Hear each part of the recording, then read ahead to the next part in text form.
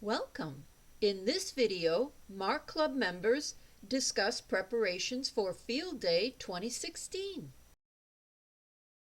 In the meantime, we've had opportunity to rework some of that experience, and tonight we actually got together, Bruce, Tom, Larry, and I at 6 o'clock this evening and talked for an hour and a half and really hammered out more of the detail of the antenna plan. And at this point, when it comes to what we've got is, as Bruce was starting to explain, is a split operation. Across the street in that field that's also owned by the Damascus Fire Department, we're allowed to use that field, and we decided we would attempt to set something up over there. So Bob, W1ME, I think it is, has a box trailer. It's 12 feet long, 8 feet wide, storing motorcycles kind of thing. And he brought it up there during practice, and it's quite nice. It's got a table inside of it. You can put 2 rigs comfortably in there. Probably you get a total of 4 people, fairly cozy. But you could have 2 stations operating with a logger and an operator in each. And so what we're trying to do is to give the same antenna capability across the street almost as we will have on the pavilion side. So, I'm going to zoom in, Bruce. Is it too far? A little bit. Just go out a second so we can give them a context. This is Lewis Drive. The firehouse is over there. You'd come in, if you're coming from 270, you'd be coming up and entering Lewis here. Here's the activity building where the restrooms and the catering and everything was over there. And the public relations stuff was done in the lobby of this. This is the paved parking lot. Here's the liquor front. Thank you.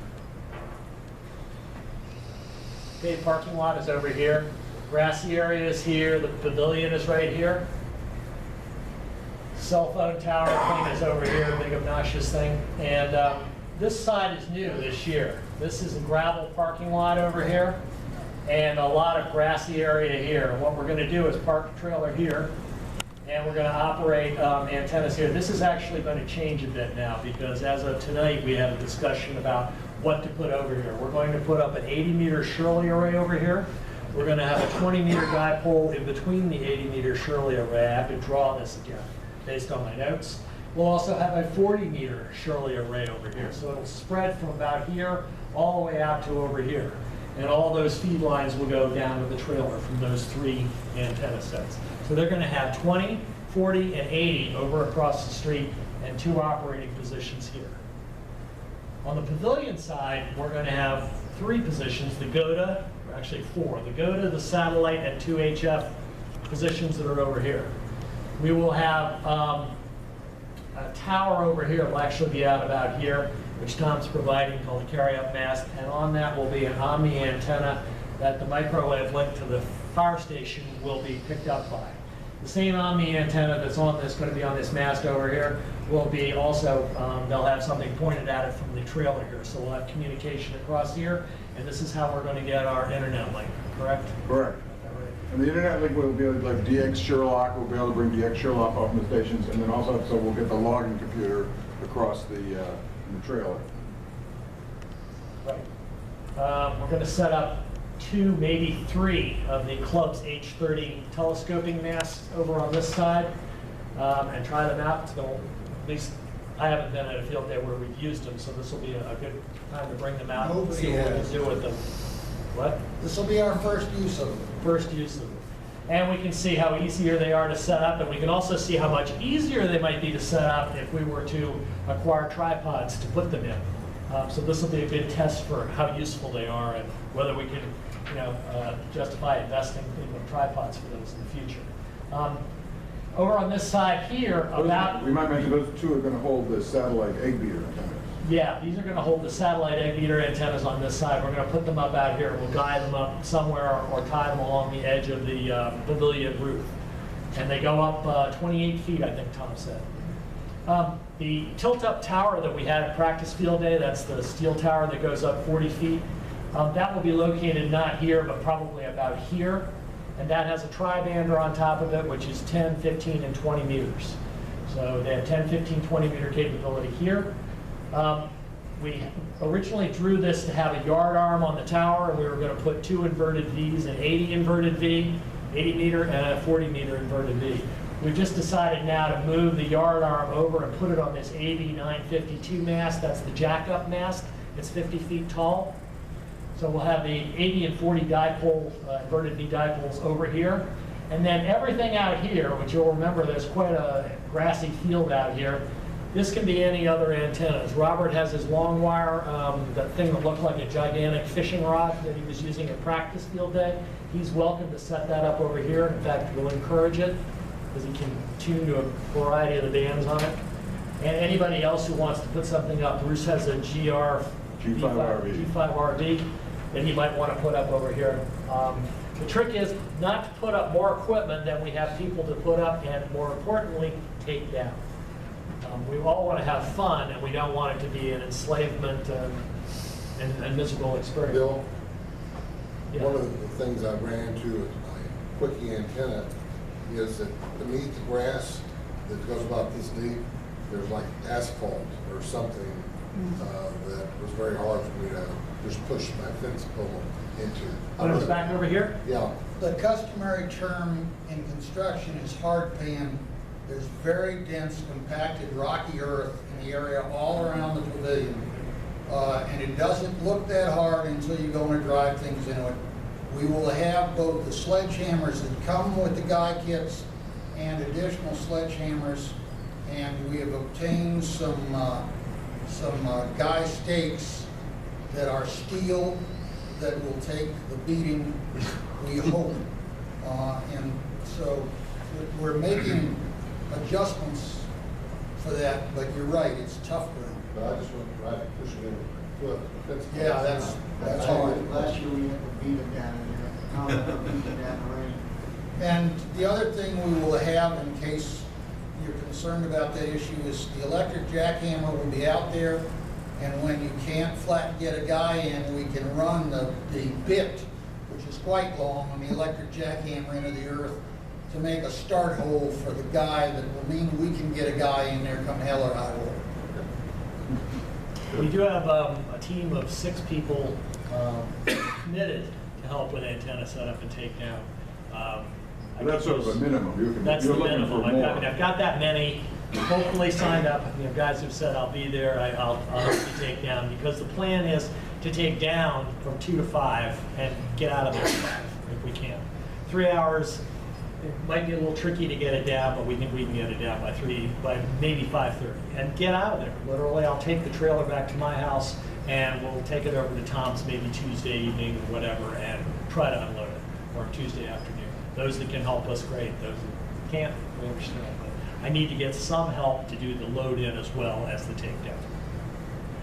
But that way, we're not at Tom's at 10:30, 11 at night like we were last year.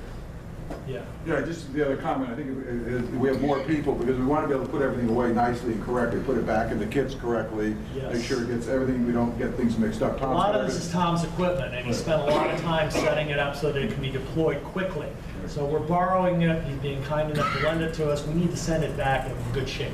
So that takes a little bit of time. We want That to just takes put- time. So we just want to make sure we have enough people to put stuff back. And we did that at practice field day. We were able to put it back together, put the kits together properly, and a lot of it is just becoming familiar with it. So the antenna group of 6 that we have is pretty familiar with it. We'd like to add another 4 or 5 people to that. You don't have to do a lot of heavy lifting. Sometimes it's just coiling up stuff. Sometimes it's just making sure that the count of equipment in the kit is correct. So you don't have to do any heavy lifting to be helpful. But one word of caution. If you are standing anywhere near the carry mast and it's Kevlar guys, and I see you do anything like that, every tool in my belt and at my disposal will start flying in your direction. You pull out a knife Take near care my of that. Kevlar guys, I'm gonna try and hurt you. I guess he's serious. But remember, we're trying to have fun. So we will, what I'll do is kind of redraw this as a result of the discussions we had tonight, very good discussions. And we think we're now to the point where we're sort of locking up or locking down fairly well the antenna design. And what I'll do is, this is a PDF, I'm going to stick it out on the reflector and email to everybody. Is there any Yes. plan for a test run on any of those Shirley arrays? I'd like to. The problem is finding time that we can do it. I've got commitments, everybody else does. It's really hard to find a Saturday somewhere between here and June 24th or 25th. That's the problem. We're going to try, at a minimum, I'm trying to get together with Tom at his house to at least go through some of the equipment to make sure everything's okay. But as far as testing it goes, I don't think we'll get a chance to do it. I'd really like to set up the 40-meter Shirley if we could, but I don't know if we're going to be able to put together the time when I can get enough people to do that. I'm going to try. Do we have a parts list and diagram for the 40 meter? Because if I can, I'm seriously you mean the thinking 40-meter of putting Shirley? one up at my home QTH for normal operations. Well, then we'll So- try and get you on the phone when he's gonna go over the one the club already made. Okay. And then if you can come down, you'll see what it's made of. Right. Yeah. We're going to try and take it all out of wherever it's stored at Tom's shed, lay it out, and make sure we got everything, inventory it, make sure we're Because familiar this with was it. used by the club before, and everybody that used it at the time it was used about 10 years ago when it was first built. It's just that the two guys that spark plugged the field day that year and made these antennas then had to move on to other things, so they didn't get brought out again. And so we have done without them. But when they were used, everybody loved them. We had a Foursquare we set up and tested, and we set it up the day before for that same field day in a severe thunderstorm, tore it to shreds, and we never got to try it for field day. So we were really disappointed about that. So as Bruce said, have fun, experiment. We're going to try to experiment. Some things may work, some things may not. Just make sure I'm there to help you. Yeah. You should point out too, those antennas get lifted on lanyards, so if you need to, once you get the mast up and anchored, you're gonna raise and lower them with lanyards, so you get to bring them down quickly and fix something, Right. tweak something. Halyard, I think. is Halyard, the sorry, word we're at. halyard, thank you. So I mean, Lanyards for we the think wrist. we have a pretty good plan. We're going to circulate this. We'll try to start sending more stuff out on the email, if not to the reflector, which is a lot of people who may or may not be participating in field day. But we also have a list of everybody who signed up and their emails, and I may also send stuff out to them that's a little bit more specific to field day. But we're going to start to disseminate it by email a little more than the Google Docs. Robert, then Dave? I'm sorry, you said there's gonna be 2 HFs in the pavilion plus GOTA? Yeah. Is that right? Yeah, Yes. we're And are you, a is category four sideband station. 2 and digital and GOTA, are those the 3 you're talking about? So we're allowed 4 transmitters plus a GOTA plus a VHF, right? Right. No Class. VHF, right? And satellite. But we're not planning to do And a a satellite. VHF, but yes. We're not doing VHF. But there's gonna be 2 HF in the trailer, GOTA plus 2 in the trailer, but one of the. Right, so there's 3 HF over here plus satellite. One of them is a GOTA, 2 are HF regular stations, and one of them is satellite. Well, one of the HF stations is digital, Yeah, and then one sideband. right. Okay, just wanted to make sure that we're counting the Yeah. same way. Yeah, I think Vic is gonna, definitely the CW station, I don't know if the one or both of Deborah's are gonna be over in the trailer. Right. And remember, you got 2 points for digital CW contact, so. Do you have the edge, the right edge of this drawing? Because it has the antenna list on it, I think. It's not up to date, but yeah. Over here is what basically we've got. On the pavilion side, we've got these guys. And therefore, what I don't have is the operating positions. Maybe this is the antenna diagram, but I could add the operating positions of where they'll be. One of the new bonus points is a dedicated safety coordinator. That was it. Who's Yeah, willing, there you who go. is willing to follow the league checklist religiously. It's not just you appoint one and you got the points. The league has provided a guideline. Tom, that has your name written all over it. Well, there's a couple of things about that people need to be aware of. Over the last several years, the amateur radio community in the U.S. have lost several people to tower falls from towers. Now, none of our stuff calls for climbing towers, and we'd like to keep it that way for that, and that's part of the reason. So If you take a wild idea into your head to climb something, please ask somebody about it first, because we're not planning to guide them for climbing. Right. So you'd really be taking your life in your hands. So Tom, I will nominate you for the safety person. I think that'd be good. Let's see, so. Well, that person has to be on scene for every activity, so if he's not available, there's some others of us can Okay. fill in. All right, good, we'll put you, so again, we'll divide and conquer here. Saturday and Sunday, again, we'd like to have all Qualify the... for the points, we actually have to follow the league guideline. Well, That this is means good. everybody needs a hard hat, everybody needs hard shoes, everybody needs safety glasses, and everybody needs gloves. Even if you're not out on the antenna farm? As long as you're willing to take the safety people's direction to get the heck out of there and not try and participate even though you forgot it, you'll be fine. But you can mess the club out of the 100 points just by not cooperating. Well, everyone cooperates here. This is a very cooperating bunch. All right, let's see. Saturday, again, the goal is to try and get most of the setup done on Friday so we can Saturday be a little calmer and get set up, finish the visitors. Visitors start begin. It's nice that if we could sit on some frequencies and try and run them, so you sort of have to claim them around 1 o'clock or maybe even earlier. Just start operating there, and then 2 o'clock it starts. Vic, last year, Vic did some planning, sort of a heat map, a propagation heat map. We'll see if we can get him to do that again this year. It kind of gives you some, this is a propagation plan, and will help us figure out what frequency we want to be at what time of day. That was sort of helpful to hand on. We didn't have anybody sort of watching this after the fact. So again, this might be something the station captains might want to do. The station captains probably want to all meet together and coordinate frequencies at some point before field day, come up with a plan. And again, to come up here, again, there's a spreadsheet out there. We can start using that, but here would be the good place to sort of do the coordination about here, the different stations and what band you want to be on. And do that, so it's a good. And do keep in mind that work bands are not field day bands. You can't use them. No points made on work bands count for field day. You can't turn in work contacts. Let's see, again, I mentioned the food and refreshments. It'd be nice to have something for setup Saturday and Sunday. I don't think we had anything complicated last year, but it was good. Again, we need some one or more food captains or coordination people. You don't have to pay for it, I was saying, just to help coordinate. I think there is a budget for food and set up. Again, thanks to the Maypew thing and Larry's team, we are going to have internet access. Hopefully, the plan is to have internet access at all the stations, so if you want to bring up DX or Sherlock or something, we'll be doing that again. And then I'll put out a call for, I've got to go check our laptops as part of the logging station team captain. I'll figure out our laptop and how many laptops we need for our stations and stuff. Again, the plan we start tearing down at 2 o'clock on, Bill's got to have a plan for the tear down on Sunday. Again, we'd like everyone to be involved and help, get packed up neatly and get out of there on time, so everyone gets out of there on time. Okay, and then sort of, again, keep in mind, we typically need power ice chests, extra water coolers, antenna analyzers, box fans, so you can start sort of thinking about what you can make available and label it.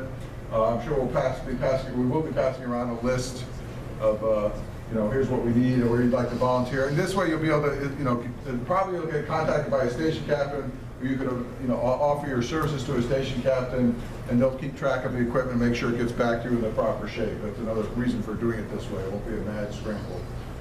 If you want to operate, get a hold of the station captain. As I said, we've got a lovely trailer position across the street. Looks very cozy, and a pavilion, but get a hold of the station captains. They'll be sort of coordinating the operating schedules. Did they ever locate the patch panel patches? That is, patch cords? The patch cords. The short 3-foot right. coaxes. Yes, they did show up. Okay. We're still looking for the triplexer box, though. That was in Terry's possession. Well, I got to go back and check with Terry because he brought the bag. He said it's in there, and I opened it. I understand, but He's- it was loaned out. Okay, now it's back. To two different people, and when it came back, it didn't necessarily make it into the bag. So Okay. touch back with Terry. I'll do that with Terry. Okay.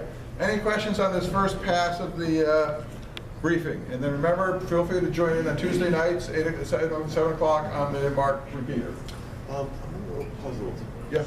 Are all the documents on Google Docs? Because, what's his name? Vic sent me a lot of emails. Some of them were attachments, some